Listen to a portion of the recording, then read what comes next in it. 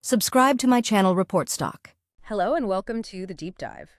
We're the place that takes complex info, finds those crucial nuggets, and, well, gives you that shortcut to really being in the know. Today, we're doing exactly that. We're diving into the latest financials from a pretty significant player in China's edtech scene, 17 Education and Technology Group, Inc. You'll know them on NASDAQ as YQ. And our mission today, it's not just about spitting out numbers from their Q2 2025 press release. Nope.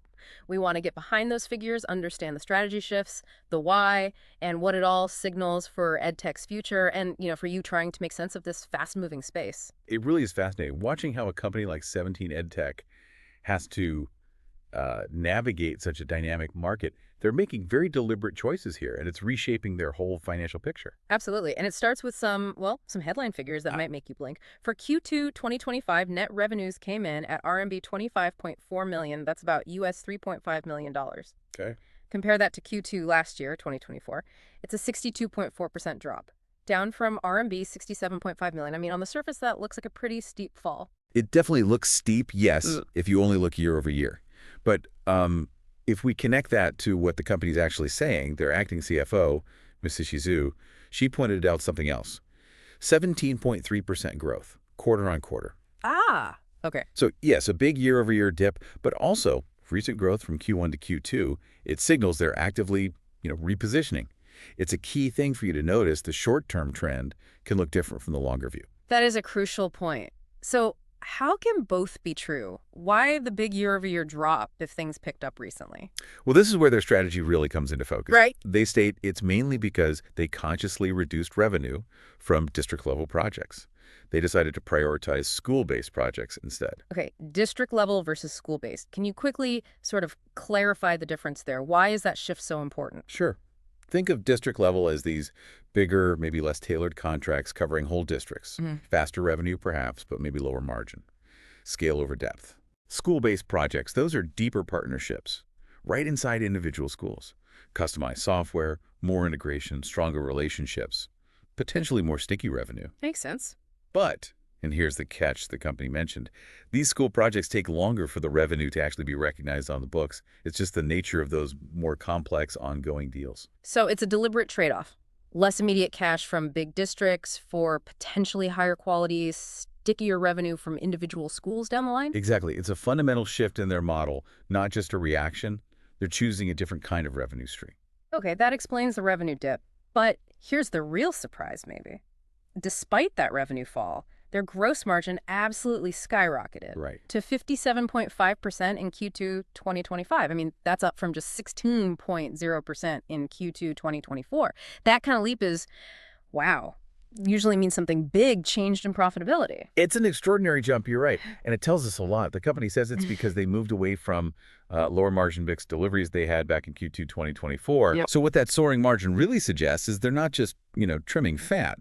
They're surgically removing the less profitable parts of the business, getting smaller, perhaps, but much healthier financially, focusing only on what actually makes good money. So fewer projects maybe, but the ones they are doing are much more profitable. That kind of discipline, well, it's showing up on the bottom line too, right? Let's talk losses. Yes, let's, because there's good news there. The net loss improved quite a bit. Q2 2025, it was RMB 26.000 million, about US $3.6 million. Compare that to RMB 55.7 million loss in Q2 2024. Let me check. Yeah, a 53.4% reduction in the GAAP net loss. They're getting much closer to break even. It's a very strong sign, and it connects directly back to what management, like Ms. Zhu, said about diligent cost control and operational efficiency. That wasn't just talk. Clearly not. They're laser-focused on streamlining, cutting waste, which is exactly what you need to do when you're making a big strategic shift that might temporarily hit your top line. And you can really see that focus when you dig into their operating expenses. Total OPEX dropped 39.3% year over year, down to RMB 43.1 million, or US $6.0 million for the quarter. Wow, almost 40%. Yeah, and it wasn't just one thing. It was pretty much across the board. Sales and marketing costs down 17.1%. They said that was due to efficiency improvements in marketing and sales workforce. Okay, standard efficiency drive there. But then R&D research and development expenses saw a huge drop, 48.2% lower, to RMB 12.0 million. Almost halved. Pretty much. They attributed that to staff optimization linked to the business changes and less share-based compensation. And admin costs, G&A, also down significantly 44.8% to RMB 17.1 million. Again, less share-based pay and staff optimization. Now, for a tech company, especially one talking up AI innovation, cutting R&D by nearly half, how does that work? Doesn't that risk the future? That is the million-dollar question, isn't it? Yeah. Well, it's definitely bold, but look at the pattern cuts everywhere. It's a decisive reshading of their entire cost base. Right. Regarding R&D specifically, I suspect it's less about abandoning innovation and more about focusing it intensely. They're probably channeling the remaining R&D funds very precisely into those high-priority areas like the AI stuff supporting the school-based strategy. So targeted R&D, not just broad cuts. Exactly. More bang for their R&D buck, hopefully. Cutting out the less essential projects, consolidating teams maybe, making every yuan count in the areas they believe will drive future growth. It's a gamble, but a calculated one. Okay, that makes sense. Focus the firepower. Now, they also report an adjusted net loss, non-GAAP, which pulls out things like share-based compensation. Just quickly, why do companies do that for you, the listener? Right, so GAAP is the standard accounting rules, but non-GAAP measures, like this adjusted loss, aim to give you a clearer view of the core underlying business performance. They filter out non-cash items or one-offs like stock compensation. Okay. In this case, excluding that share-based pay helps you see the operational trend more clearly, especially during restructuring. It makes comparing period-to-period efficiency a bit easier, arguably. Got it. And that adjusted number. For Q2 2025, it was RMB 18.9 million, or US $2.6 million. That's down quite a bit from RMB 42.6 million adjusted loss in Q2 2024. So even by that measure, the operational improvement is clear. Absolutely. The underlying business is becoming significantly less loss-making. So, okay, they're shedding less profitable work, slashing costs, improving the loss picture. But what's the forward plan? Where are they heading? It can't just be about cutting. Definitely not. And the CEO, Mr. Andy Liu, founder, chairman, CEO, he laid out the vision. He stressed continuously optimizing and innovating AI technology to enhance customer satisfaction and user engagement. So AI is central, even with those R&D cuts we talked about. It seems so. It reinforces that idea of focused investment. They're betting heavily on AI being the key differentiator and value driver for those school-based projects. Quality over quantity in R&D spending. And he gave specific examples, right? He mentioned launching something called Yuki Tongsu. Together, classmates, what is that, roughly? Yeah, Yuki Tongsu. Sounds like their main AI learning tool. Think of it like a smart, personalized digital tutor. It probably uses AI to adapt lessons, give feedback, track progress for each student. Maybe help teachers, too, with insights. Ah, okay. Like an AI teaching assistant. Pretty much. Designed to make learning more personal and engaging, fitting right into that deeper school-based service model. And he also mentioned upgrades to AI in Shanghai's Minhang districts, so they're deploying this stuff. Plus, he talked about leveraging their brand loyalty from older projects and looking for emerging market opportunities. So building on the past while pushing this new AI-driven model. That seems to be the plan. Use existing relationships as a springboard for this more focused, AI-enhanced offering. Okay, let's shift gears slightly. Strategy is one thing, but you need the financial stability to pull it off. Cash. How are they looking there? Crucial point, especially during a pivot like this. As of June 30th, 2025, they had cash, restricted cash, term deposits, totaling RMB 350.9 million. That's about US $49 million.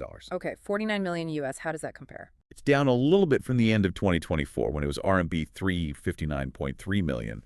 But considering they're still making losses while transforming, that's still a pretty healthy cushion. So it gives them runway. Exactly. It provides that vital breathing room, enough cash to fund the rest of the transition, keep investing in that targeted AI, and handle the slower revenue recognition from the school projects without hitting a crisis. It buys them time. Right, time to make the strategy work.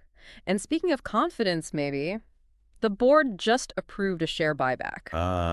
Yes.